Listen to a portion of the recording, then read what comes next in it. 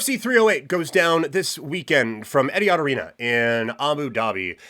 In the main event, it is a championship bout between Ilya Topuria and Max Holloway, with Robert Whittaker and Khamzat Chimaev coming up as the co-main event. So a very good card this weekend. But what else is happening in the world of MMA? As we get ready for this fight, every UFC pay-per-view week, I like to see what else is going on in the MMA landscape. And quite frankly, this was a miss from me not covering this sooner, but Francis Ngannou with a big win in the PFL last weekend. And this story continues to be absolutely amazing, and I think something that you need to make a movie out of. And honestly, when you think of making a movie out of a pro fighter's career, the culmination, the climax of it, if you will, would generally be building up to the crescendo, look at all these words, of winning a UFC championship in the ultimate proving ground, especially the heavyweight championship of the world. For Francis, it is becoming very apparent now that was just Act 2.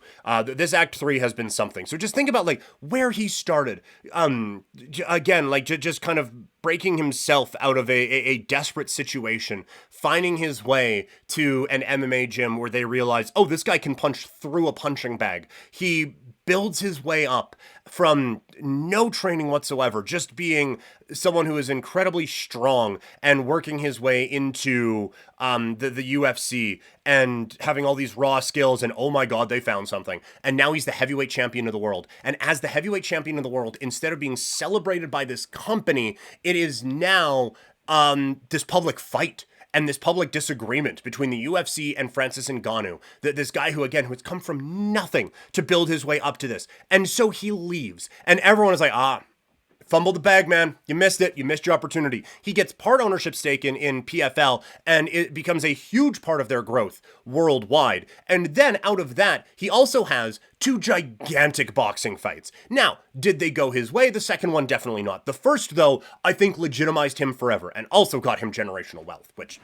doesn't suck. And so then you come out of that, and there is the personal tragedy that he has, where his son unexpectedly passes away, remarkably young, and just this horrifying thing that no one should have to go through. And he says in the press conference that this, like, they were like, do you think you took enough time to grieve and all of those things? Like, how was he? He's like, look, a lifetime isn't long enough to grieve. Like, this is something that is going to stick with this man for the rest of his life. And with that hanging over him, does make this comeback into MMA, and then does get this win. It is an unbelievable story, and it is just how the UFC didn't market this better and didn't hold on to this guy is beyond me. I will never understand how they fumbled the bag with that. The rags to riches story. This is...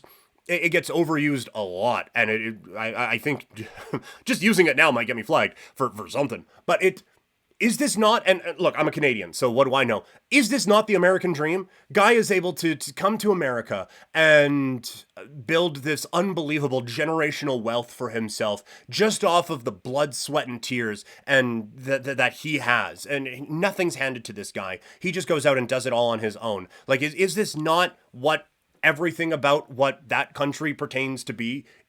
Is that not this? And then to get in this public pissing match with this guy, and then you hear him talk after, and he's not just like this brash fighter or anything. He is incredibly well spoken for what I think is his second language. At least, he is incredibly well spoken. He's incredibly thoughtful, and he has, I think, a really good mind for the business of mixed martial arts and just business in general. He is, I think, like, quite honestly and genuinely just an unbelievable human being. And so it's awesome to see him get back in the cage and get that thing done. And look, if this was boxing, we'd be talking about unified belts, right? Because you think about it, Ferreira was he unified the PFL and the Bellator championships. Francis Ngannou never lost the UFC heavyweight championship, which was also unified with the Strikeforce title and the Pride heavyweight championship. It takes a bit of a road to get there, but we do get there.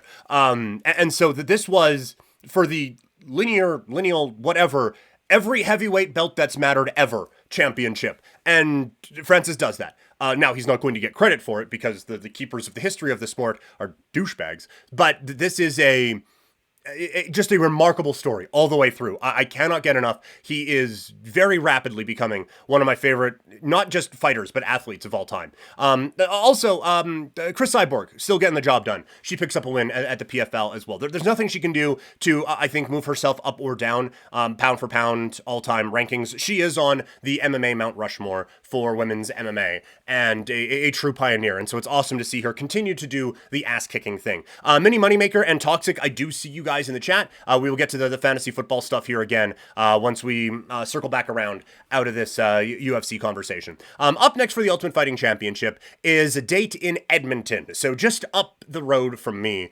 based here in Calgary. And a couple really good fights at the top of this card, with Brandon Moreno taking on Amir Albazi in the main event. This one feels like it's set up for Albazi to become the number one contender in the flyweight division. Moreno has lost a couple in a row, including one to the champion. So he certainly feels like he is kind of stuck in a spot right now after an epic quadruple or whatever it's called, where he fought Davison Figueiredo a bunch. And so yeah, a couple extra edits in their Toxic, but no, he has these losses, and so to suggest that, oh well, a win here and he's back in a title contention, I don't think that's the case. I think that as long as Pantoja is the guy, I think that is going to be a difficult road for Moreno to get back to, and so he is at least a fight away from being a fight away, in my opinion. But for Amir Albazi, I think this is a real opportunity for him to go up against a former champion and pick up a victory and move into a title opportunity here. In the co-main event, huge fight for Erin Blanchfield and for Rose Namajunas. Blanchfield felt like she was on that title trajectory and then loses to Fiorot, and now she is looking to bounce back against probably one of the biggest names that this division has in Rose Namajunas. And for Rose, I think a lot of people had kind of written her off as done a few years ago, and she is able to battle back, and now she is looking to put together at least one more run in this division. So a really intriguing fight card coming up in Edmonton. There's going to be a lot more coverage on here and potentially elsewhere. We'll get into that, though, as it goes along. After that, it is Magny against Paredes. I will always take the opportunity to watch Neil Magny fight. Just one of those guys who I've been watching him for so long. Love what he can do. And then after that, we get to a big pay-per-view. It is UFC 309 back at Madison Square Garden. In the main event, John Jones taking on Stipe Miocic. Probably. We'll get more into that fight as it goes along, but holy hell is it time for that fight to happen just so we can move on with our lives and get that thing taken care of. So those are a couple of things coming up next in the fight world here in the UFC.